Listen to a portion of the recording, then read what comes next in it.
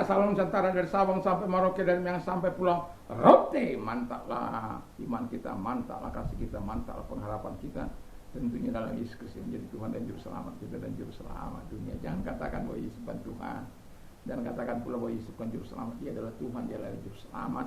Kalau engkau percaya, engkau akan diselamatkan. Engkau tidak percaya, engkau akan dihukum. Yohanes 3 ayat 36.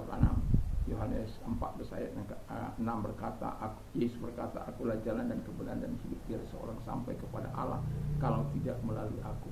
Haleluya.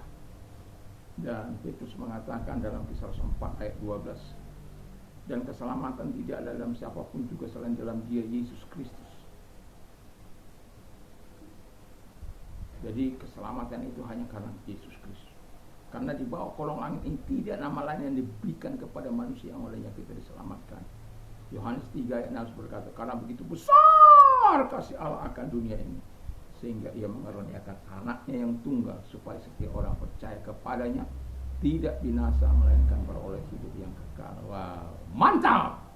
Dengan hati percaya engkau dibenarkan, dengan mulut mengaku engkau diselamatkan. Kiranya Tuhan memberkati kita. Ada sedikit peluk.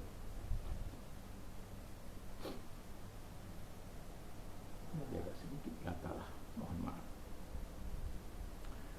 Dan kiranya di pagi hari ini kekuatan Tuhan, kekuatan firman, kekuatan Roh Kudus menyertai setiap kita, sehingga kita tetap melakukan yang terbaik dalam hidup ini, karena kita sudah menerima yang terbaik dari Tuhan. Dan kiranya Tuhan terus memberkati kita. Sebelum kita mendengar firman Allah, kita berdoa. Terima kasih Tuhan, di pagi ini kami tetap berjalan bersama dengan Tuhan. Tuhan tolong kami sehingga kami tetap melakukan yang terbaik dalam hidup ini, dalam nama Yesus. Haleluya. Amin. Saya akan membacakan Yosua 23 ayat yang ke-14 sampai dengan ke-16. Demikian bunyi firman Allah. Maka sekarang sebentar lagi aku akan menempuh jalan segala yang panah. Sebab itu insya dengan segenap hatimu dan dengan segenap jiwamu, bahwa satu pun dari segala yang baik yang telah dijanjikan kepadamu oleh Tuhan Allahmu tidak ada yang tidak dipenuhi. Semuanya telah digenapi bagimu, tidak ada satu pun yang tidak dipenuhi. Tetapi seperti telah datang atas kamu segala yang baik yang telah dijanjikan kepadamu oleh Tuhan Allahmu, demikianlah Tuhan akan mendatangkan atas kamu segala yang tidak baik, sampai ia telah memusnahkan kamu dari tanah yang baik ini yang diberikan kepadamu oleh Tuhan Allahmu.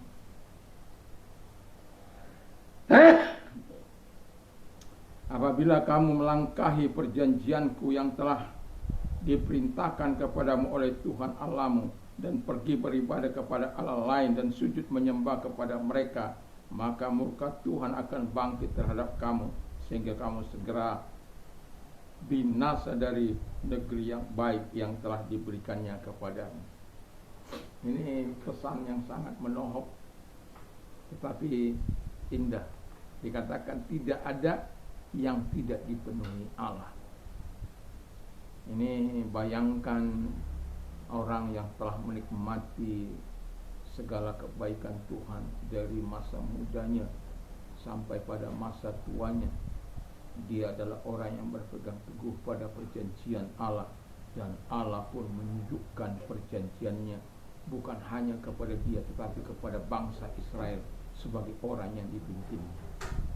Itu sebabnya pemimpin-pemimpin perlu takut akan Tuhan, supaya kita tahu tanggal 27 yang akan datang kita memilih. Biarlah kita memilih berdasarkan hati nurani, tetapi lihatlah apa yang sudah dilakukan di tengah-tengah masyarakat, dan pilihlah yang terbaik. Dan apa yang sudah dilakukan bagi bangsa ini, atau bagi kota kita, bagi daerah kita, jangan sampai salah memilih. Karena kita salah memilih, itu kehancuran bagi kita, bagi generasi kita mungkin. Sama seperti perjuangan yang dilakukan oleh para pendahulu, nenek moyang kita. Mereka berjuang, tapi kita yang menikmati anak cucunya. Mereka sendiri tewas, ada yang menyerahkan nyawanya, semua hidupnya hanya untuk kemerdekaan.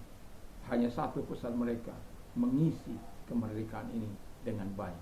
Tapi ada orang-orang intoleran, ada orang-orang pemimpin-pemimpin yang intoleran, pemimpin-pemimpin yang tidak berhati rakyat, pemimpin yang hanya menginginkan posisi jabatan mereka, tetapi tidak peduli terhadap nasib rakyat atau keinginan rakyat. Terhadap pemimpin-pemimpin seperti ini, ingatlah bahwa kepemimpinanmu mungkin hanya 5 atau 10 tahun. Selanjutnya, apa yang akan kau lakukan setelah itu? Ingat bahwa Tuhan mau engkau melakukan yang terbaik, karena bila engkau melakukan yang terbaik, maka masyarakat akan menyanjung, memuji engkau. Tapi kalau engkau melakukan yang tidak baik, terimalah sumpah serapah dari masyarakat yang engkau pimpin. Nah, jadi Alkitab katakan tidak ada yang tidak dipenuhi oleh Allah, karena mereka ini dalam kepemimpinan Musa ya, dalam kepemimpinan Musa ataupun Yosua, karena mereka berpegang pada perjanjian Allah, ayat 14. Jadi orang yang berpegang pada perjanjian Allah, mereka akan hidup sesuai dengan perjanjian itu. Kalau perjanjian itu dilakukan, maka sang pemberi janji akan menggenapinya. Tapi kalau perjanjian itu dilanggar, maka sang pemberi janji berhak tidak memenuhi apa yang telah dijanjikannya. Dan itu sebabnya Yosua katakan,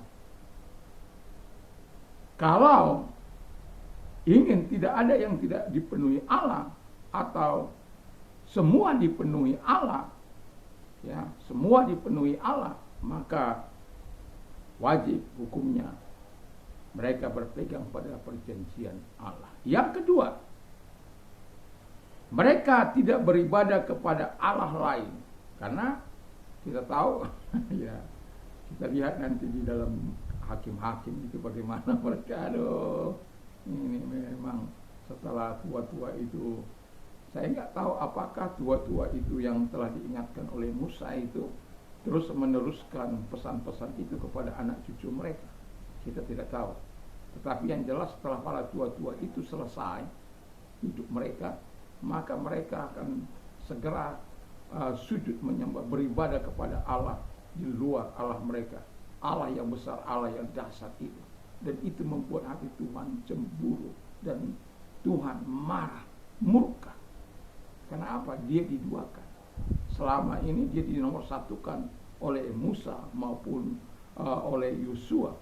Tapi kemudian ada generasi yang tidak mengenal mereka, dan akhirnya Tuhan menghukum mereka dan melahirkan pemimpin. Dan kemudian pemimpin itu, di masa pemimpin itu hidup, nanti bisa Anda baca dalam Hakim-Hakim, mereka tetap melakukan yang baik. Jadi mereka tidak beribadah kepada Allah lain, mereka hanya beribadah kepada Allah Abraham, Ishak dan Yakub itu. Dan itulah sebabnya mereka tetap menerima pemeliharaan dari Tuhan. Dan yang ketiga, mereka tidak sujud menyembah kepada Allah lain. Alkitab sudah mengatakan, hukum Musa sudah mengatakan, jangan sujud menyembah kepada Allah lain. Kita harus hanya menyembah kepada Allah yang kita kenal dalam nama Yesus Kristus, Allah Abraham, Ishak dan Yakub. Itulah Allah yang kita sembah, bukan Allah kaleng-kaleng. Dia adalah Allah yang mengerti segala pergumulan hidup kita, segala masalah kita. Dia bisa terlibat langsung maupun tidak langsung. Yang mau saya katakan kepada kita, mari kita tidak mengecewakan hati Allah dengan sujud menyembah kepada yang bukan Yesus Kristus, atau kalau pada waktu yang lalu kepada Allah Abraham, Ishak dan Yakub yang kita kenal saat ini dalam nama Yesus Kristus, Allah yang kita kenal dalam Yesus Kristus. Puji nama Tuhan. Dan kemudian yang keempat, mereka hidup taat kepada Tuhan. Haleluya. Ini penting.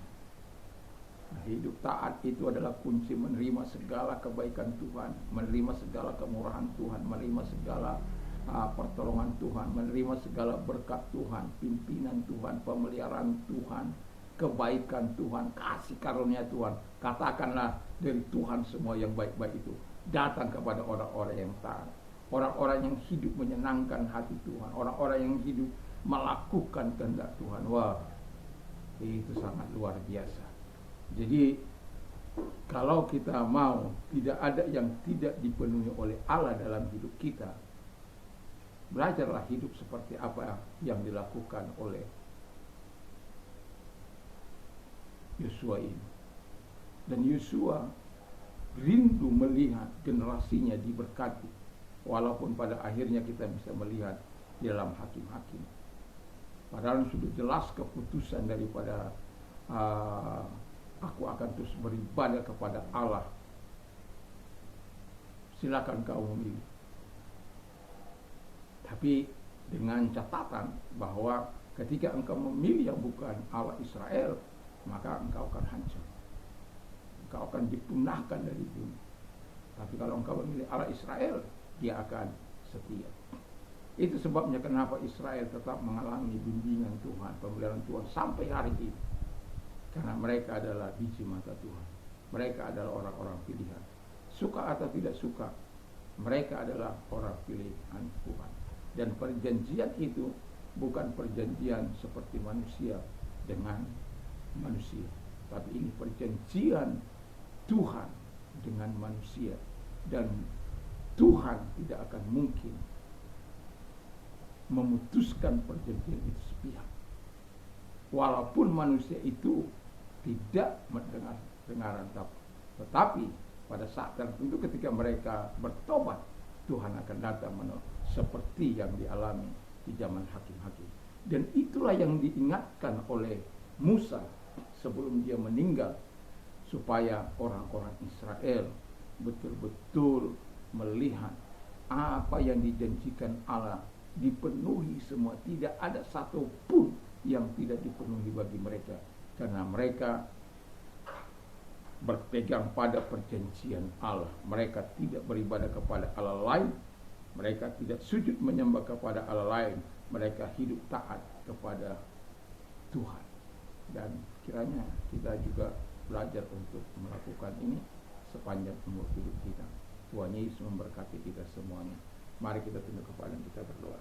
Terima kasih Tuhan, biarlah kami semua adalah orang-orang yang dimana kami menikmati hal-hal yang Kau janjikan sepenuhnya dalam hidup kami. Terima kasih. Kami juga mau berdoa bagi mereka-mereka yang sakit, dalam sakit apapun. Alkitab mengatakan Tuhan mampu menjamah engkau, menyembuhkan engkau. Kalau engkau orang yang membutuhkan pertolongan, kesembuhan, angkat kedua belah tangan, arahkan kepada Tuhan. Dalam nama Yesus Kristus, segala sakit penyakit yang mereka derita, Aku perintahkan, datanglah kepada mereka Tuhan, karena engkau tidak mengenal jarak, ruang maupun waktu, dan jamah mereka, sembuhkan mereka dalam nama Yesus Kristus. Segala sakit penyakitmu diangkat, dan engkau disembuhkan oleh Tuhan, oleh bilur-bilurnya, oleh firman Allah, engkau disembuhkan. Terima kasih Tuhan buat kesembuhan bagi mereka yang beriman dan percaya kepada-Mu. Dan juga kami berdoa kepada mereka-mereka yang sedang mengalami masa-masa sulit di hari-hari ini.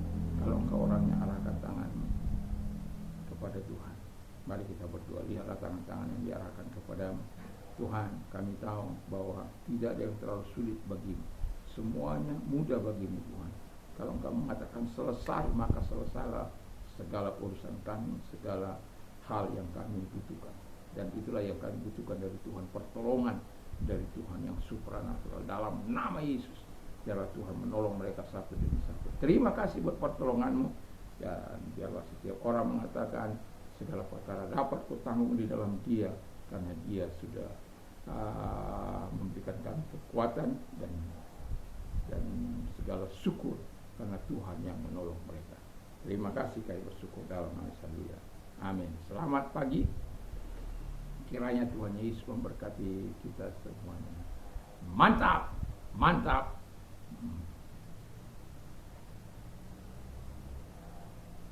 Mantap. Haleluya. Tuhan Yesus memberkati. Oh ya, jangan lupa untuk baca firman Allah sebelum kita tidur dan berdoa, perkatakan firman Allah 1-2 ayat supaya Tuhan menolong kita. Besok pagi kita boleh bangun dengan tubuh yang sehat, memuliakan Tuhan. Tuhan Yesus memberkati kita.